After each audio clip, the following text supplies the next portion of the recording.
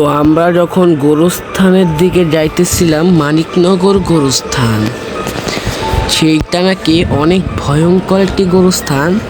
সেখানে মানুষ দিনের বেলা যেতেও ভয় করে। তো আমরা এখানে একসাথে 3 জন ছিলাম, আমি, মুত্তাকিন আর আরিয়ান। তো আমরা আজকে গোরস্থানটা রিভিউ দেওয়ার জন্য যাইতেছিলাম।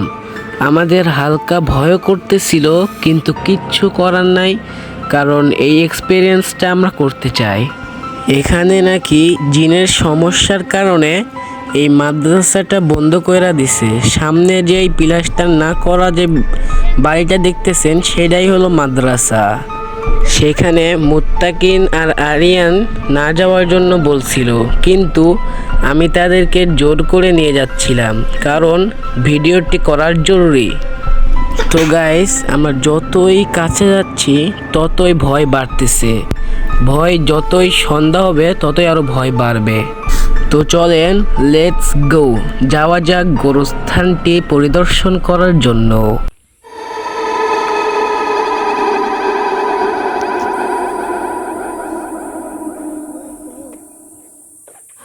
তো চলেন বিসমিল্লাহ বলে গোরস্থানে প্রবেশ করি।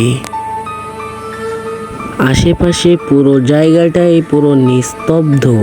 এখানে দিনের বেলায় ভয় করতেছে, তাই রাতে কি অবস্থা হবে আমি বুঝতে পারতেছি না।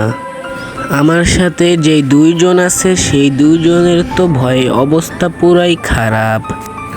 গোরস্থানটি আসলেই অনেক বড়। তো আপনারা এই গোরস্থানটি নিদর্শন করতে থাকেন।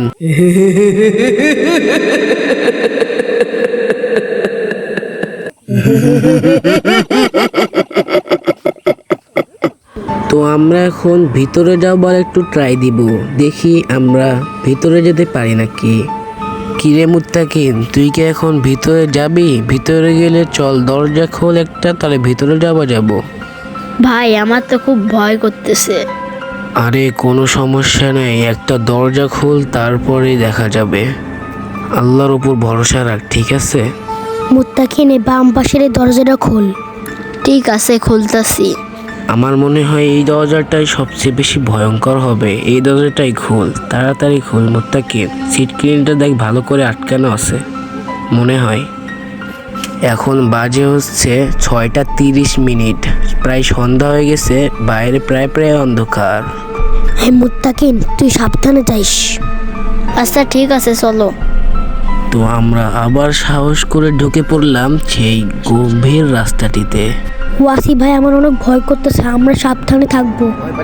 ঠিক আছে, সাবধানে থাকবো। তো চলেন সামনে যাওয়া যাক।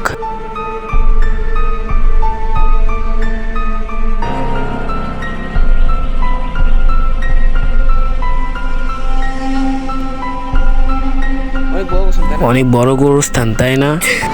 এখানে যাওয়া ঠিক হবে না। আরিয়ান চলো, বাইরে চলো।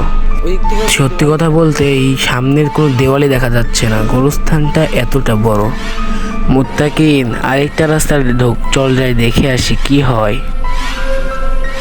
আমরা যখন এই দ্বিতীয় রাস্তাটায় ঢুকি, তখন থেকেই আমাদের গাও হন করতেছিল।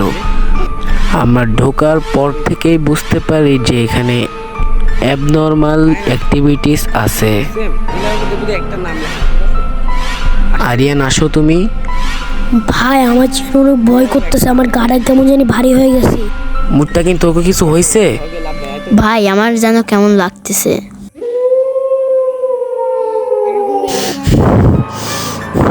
ভাই আমার গ্রামে একটা কোন থেকে যেন শব্দ পেলাম। তুই কি নিঃশ্বাস নেওয়ার শব্দ শুনে ভয় পাইতেছিস? হ্যাঁ ওয়াসি ভাই, আমার ভয় করতেছে। ওয়াসি ভাই পালাও, আমার ব্যাপারটা ভালো লাগতেছে না। ও ভাই পালাও। তো এটা আমাদের সাথে কি হইতেছে? তাড়াতাড়ি সবাই পালাও, দৌড় মারো। আরিয়ান, তাড়াতাড়ি গোরস্থান থেকে বাইর হও।